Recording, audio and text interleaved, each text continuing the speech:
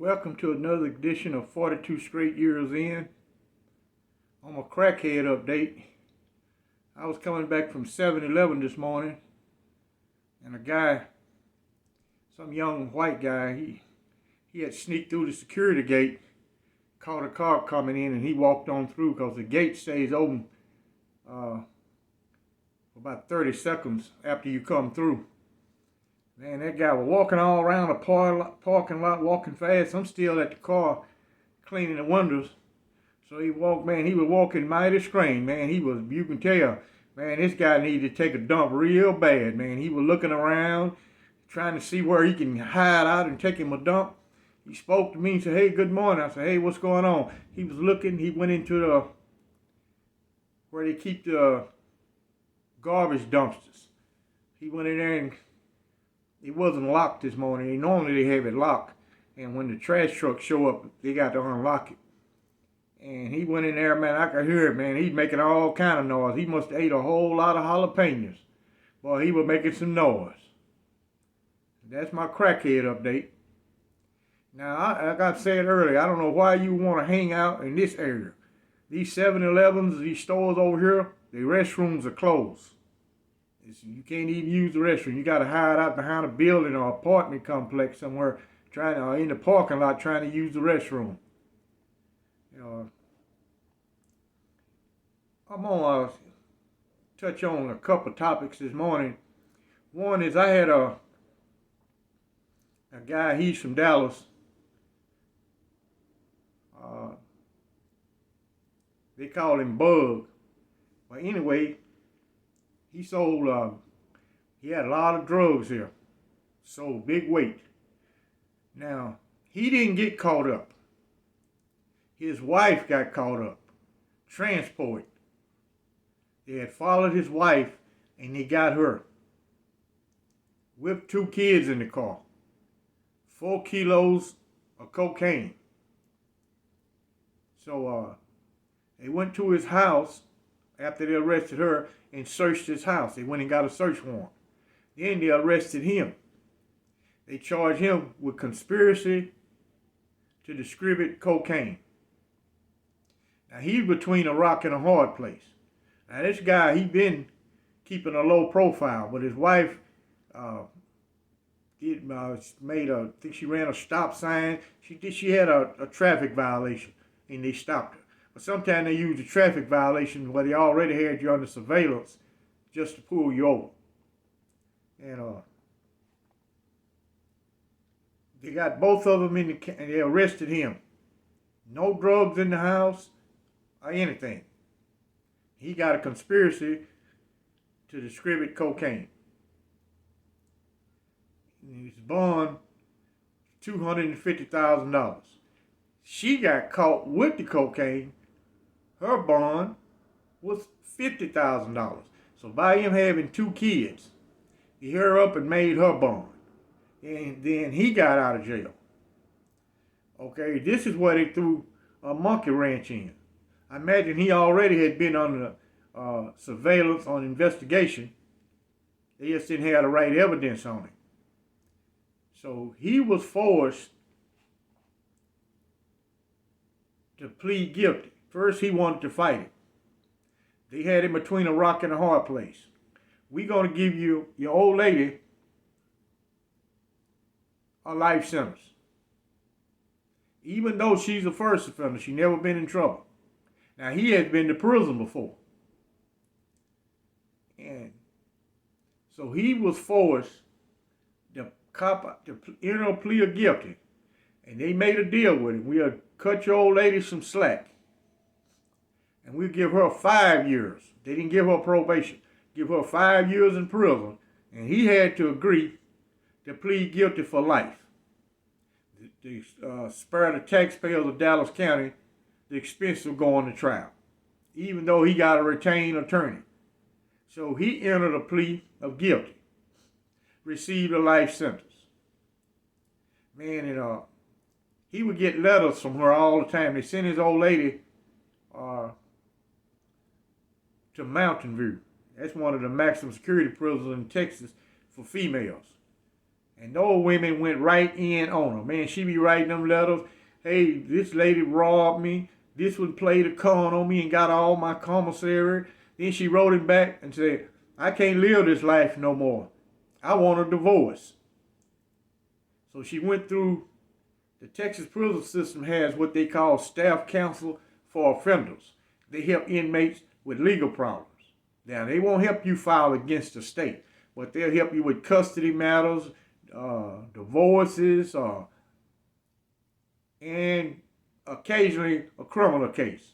But they won't help you with anything involving any type of complaint against the prison system. So she got the staff counsel inmates to file a divorce for her. And he went ahead and agreed to it.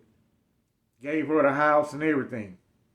Now, that go to show you, she knew all the time what this guy was doing. She enjoying the benefits of his criminal enterprise. But as soon as he get caught up, now she want to run for the border. Now, they gave her custody of the kids back. And she knew where all his money was stashed and all that. Now, she blessed his game in prison. This guy had about 20 grand in his prison account. He wasn't hurting for no money in prison. Now, even though he got life, he only had to do 6 years and 8 months to be eligible for parole. Now, he hired a parole attorney. I guess the parole attorney got his parole granted because he never was in possession of any drugs. Even though when they're using a conspiracy, you don't have to have actual possession. You know, the parole board members are not attorneys. So they granted this guy parole. Now, while he was at Eastham, he had hooked up with this black female guard.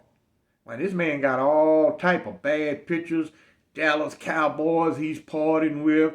He's got a Lexus. He got a Benz. He got a Vet. He got all these pictures with all these expensive clothes. That's when they was allowing you to have jewelry in prison. He got a presidential Rolex on. And he get visits. Now, even though his old lady, she did the 5 years. She made parole. She did 14 months on that 5-year sentence and made parole. Now, she came to visit him. She come visit him like clockwork. Every visitation, this guy get called out. Visitation is on Saturdays and Sundays. He gonna get a visit on that Saturday or Sunday. Now, the contact visit is every 2 weeks. And she would be there like clockwork. So, Bug got hooked up with this female guard. She having sex and she wanted to live the good life. So every time I see her, man, she sneak on our cell block. She go up on 3 row. They be hugged up there, kissing, and they would get it's a closet up on 3 row at them old prison, and she would get the key and have it unlocked, and that's where they go inside and have sex. Well, anyway, he made parole, and they had just started the drug treatment units. Well, you got to go through this program. It's a 6-month program. After you graduate from that program, then you're released from prison. So they transferred Bug to the drug treatment program. Now, him and her corresponded. She writing him in a fake name. I don't know what he had said to her in a letter. But he was gone. He wasn't even gone 30 days. She wrote him a disciplinary case and said that he was masturbating on her. She got pissed about something. Something he said to her, I don't know what it was, but they brought Bug back to Eastham, took his parole, and charged him with a level 2 disciplinary. In Texas, that is a code 20. Every inmate in Texas prison know what a code 20 is. And he went to disciplinary, and it stuck. Took his parole, took good time, dropped him from minimum custody to medium custody, and it's a wrap. Now you got to get all your custody back, got to get your good time restored, then go see the parole board again. And how you think that's going to work out? Hey, we just gave you parole. Now you want to go do something dumb as masturbating on a female guard. Ain't nothing happening. So I was listening at him one day. He was on medium. They gave him medium custody. And she was working in the control picket. She hollered down there, yeah. And just cursing him out, saying it loud in a song, going, yeah, that's why I set your ass up. I got you. You think you gonna play on me? I got you. Now what bless his game, it was a sergeant out in the hallway. Listen at this argument. She's so stupid she didn't look down the hallway and see there's any supervisors anywhere. He could overhear what she was saying. Now this guy done filed all type of grievances that this officer set him up. Now what they did, went back and checked her pattern. He wasn't the only guy she done did that to. She done did several more guys the same way. I gotta give it to her. She had the looks. Man, this lady was beautiful. And she used that for her benefit. She had entitlement down pat. If you don't dance to her music, she screw you over with a major disciplinary infraction. And a cold 20 will do the trick every time. Even though, I think that is, I have to look it up, I think it's a level 2. It could be a level 1 or level 2. Either one, you screwed. And the sergeant overheard her cursing this guy. They cursing back and forth. He called her all kind of 304s and all type of name, and telling her he gonna have her family attacked, and man, they going back and forth. I mean, they were arguing. But a sergeant standing there listening at the whole thing. Now I'm standing out in the hallway. I'm trying to, the cell block she working on is L line. It's medium custody at East Ham. That's on the south end. And I'm trying to make a move, because she really cool. She'll let you make move. She ain't messed up about no weed, no cigarette. She don't even care about that.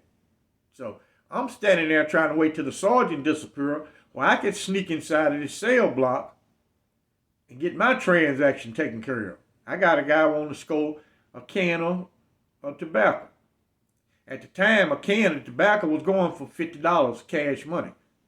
So I got this contraband on me, and I'm trying to wait till the sergeant disappear. Even though he was laid back, I don't want to just disrespect him in his face. He knows that I live on the other end of the prison. Really not supposed to be down there.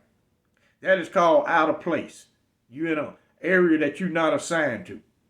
But he ain't saying anything to me. But I don't want to just enter L line with him standing there. So finally, he asked me, he said, damn, what's that all about? They sound like two lovers. I can tell they know each other. So, I said, well, Sergeant, things happen. I said, I don't know, man. I said, that's a heated discussion. I don't know. I can't take sides with Bub or take sides with the female guard. So I'm trying to remain neutral. I got all this contraband on me. I can't stand and say, hey, get upside the wall, let me search you. I can't even stand that type of activity. So I just try to play it off. Smile and change the conversation, start talking about football and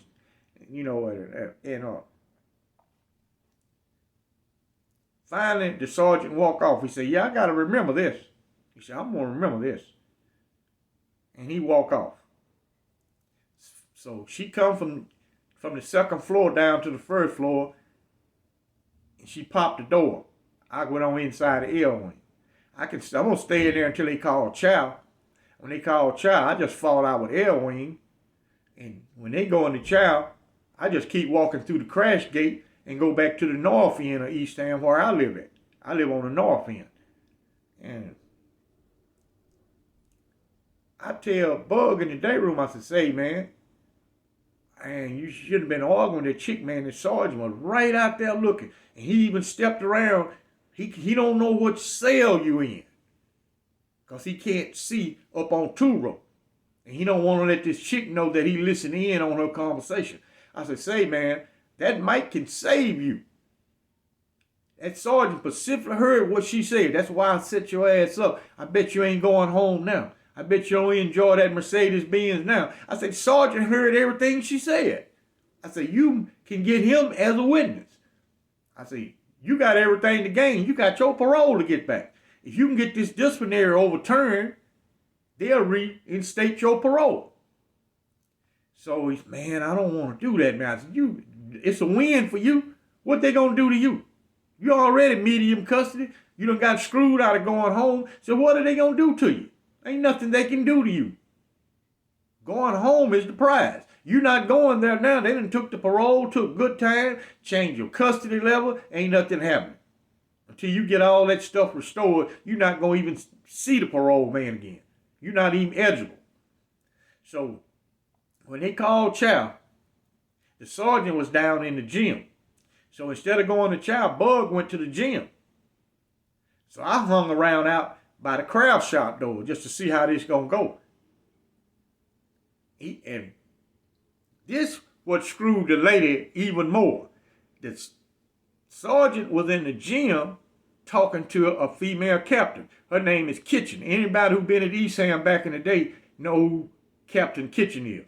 She's a female guard. And she is a son of a gun. She is a son of a gun. A lot of guys respect her because she ain't afraid of no inmate. She run up on you with shank and all. She don't even care. You got a shank, she keep right on coming like you ain't even got a shank. She don't even care. You going to have to use it on her. Simple as that. So he was in the gym telling Captain Kitchen about what he overheard. So that's perfect timing for Bug. He walked right up and say, hey, excuse me, Captain Kitchen. He said, I'm the one down there who that guard was arguing with. She screwed my parole, filed a disciplinary or bogus disciplinary case on me, saying that that I was masturbating on her. And she said, yeah. He said, yeah, that's what she did. He said, I didn't mess with this lady. And the sergeant said, Captain, I overheard the whole conversation. She specifically said, I set you up, and I guarantee you ain't going home. So what the captain did, she said, go back down there and provoke her. She said, I'll be right here in the gym door. She can hear her from the south gym to where L Wing is. She can hear her. Cause louder this lady talk and cursing, she act like she's in the hood somewhere. She don't even care. She don't care like she don't even act like this a maximum security prison. She talk loud. This, you know how female get mad, she go in that zone, man. So he went back down there and started calling her B's and H's, and she went off on him again. Yeah, I'm gonna write you another one for threatening the officer. I got your, I'm gonna make sure you get sent to close custody, I had said, and I'm gonna tell him about you slapped me. Captain overhearing the whole thing. So what they did, they brought charges up on her and terminated her. They went to the warden, and the warden got his disciplinary case overturned. So that's a slow process. Anything that's beneficial in a prison to an inmate, it's slow process. Anything that benefit the administrative, it's a fast process. So it's slow when they dealing with you. They ain't in no hurry. So it took a little over a month to get that disciplinary overturned. So now he got to file back with the parole board, and they can look on the computer and see that disciplinary has been overturned. And they reinstated Bug back to minimum custody and restored all lost overtime. And he went back to the parole board. They reinstated his parole, sent him back to the drug treatment unit. Now I seen him last week. He's here in Dallas. He owns his own business, and he's doing good. So it is a few success stories come out of the prison system. And even though his old lady was having it hard in prison and divorced him, well, they back together again. You know, I couldn't do it. If you turned on me once, there's no way I'd trust you that second time around. But that's his situation, not mine.